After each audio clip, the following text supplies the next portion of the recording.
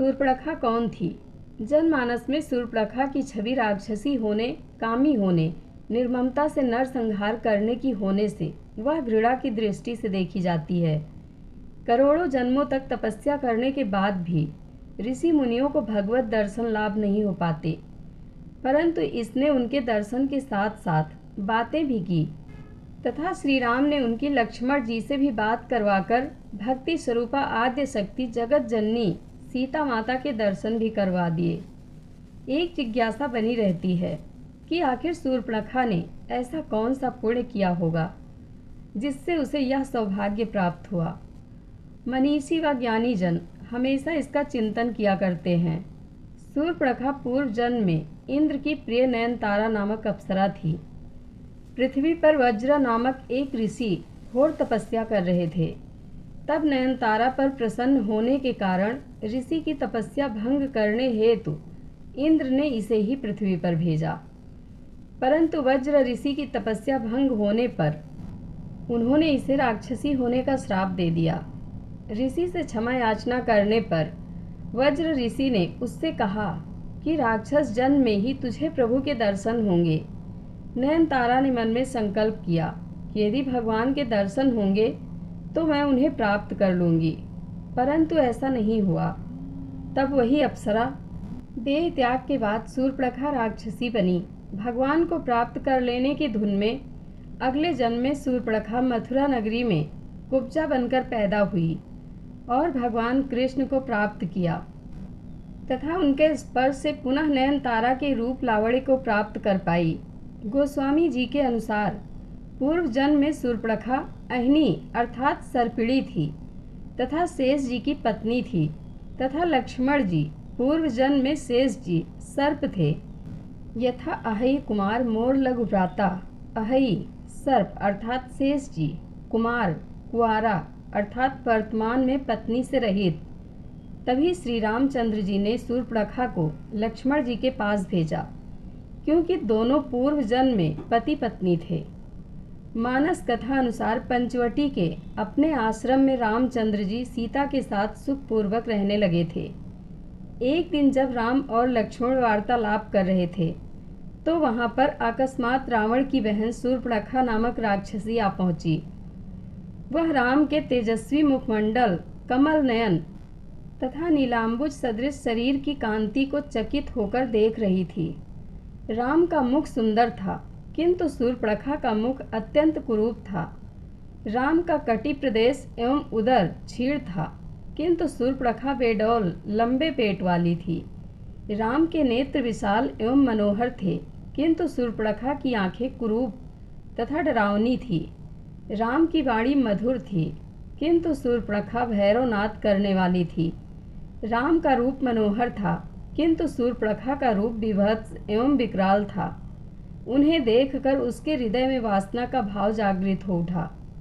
इच्छा अनुसार रूप धारण करने वाली वह राक्षसी मनोहर रूप बनाकर राम के पास पहुंची और बोली, तुम कौन हो? राक्षसों के इस देश में तुम कैसे आ गए? तुम्हारा वेश तो तपस्वियों जैसा है, किंतु हाथों में धनुष बाण भी है, साथ में स्त्री भी है। ये बातें परस्पर विरोधी हैं। तुम मुझे अपना परिचय दो। राम ने सरल भाव से कहा, हे देवी, मैं अयोध्या के चक्रवर्ती नरेश महाराजा दशरथ का ज्येष्ठ पुत्र राम हूँ। मेरे साथ मेरा छोटा भाई लक्ष्मण और जनकपुरी के महाराज जनक की राजकुमारी तथा मेरी पत्नी सीता हैं। पिताजी की आज्ञा से हम 14 वर्ष के लिए वनों में निवास करने के लिए आए हैं। यही हमारा परिचय है। अब तुम अपना परिचय देकर मेरी इस जिज्ञासा को शांत करो, क्योंकि मुझे प्रतीत होता है कि तुम कोई इच्छा अनुसार रूप धारण करने वाली राक्षसी हो। राम के प्रश्न का उत्तर देते हुए वह राक्षसी बोली, मेरा नाम शूर्पणखा है। मैं लंका के नरेश परम प्रतापी महाराज रावण की बहन हूँ। समस्त संसार में विख्यात विशालकाय कुंभकर्ण और परम नीतिवान विभीषण भी मेरे भाई हैं। वे सब लंका में निवास करते हैं। पंचवटी के स्वामी अत्यंत पराक्रमी खर और दूसर भी मेरे भाई हैं। संसार में शायद ही कोई वीर ऐसा होगा जो इन दोनों भाइयों के साथ समर भूमि में युद्ध करके उन्हें पराजित कर सके। मैं सर्व प्रकार से संपन्न हूँ और अपनी इच्छा तथा शक्ति से समस्त लोकों में विचरण कर सकती हूँ। यह तुम्हारी पत्नी सीता मेरी दृष्टि में कुरूप, ओछी, विकृत मानवी है और तुम्हारे योग्य नहीं है। अतः तुम मेरे पति बन जाओ, मैं ही तुम्हारे अनुरूप हूँ। इस अबला सीता को लेकर तुम क्या करोगे?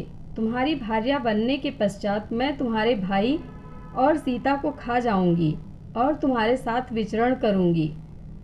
उसके प्रभाव के उत्तर में राम मुस्कुराते हुए बोले, भद्रे, तुम देख रही हो कि मैं विवाहित हूँ और मेरी पत्नी मेरे साथ है।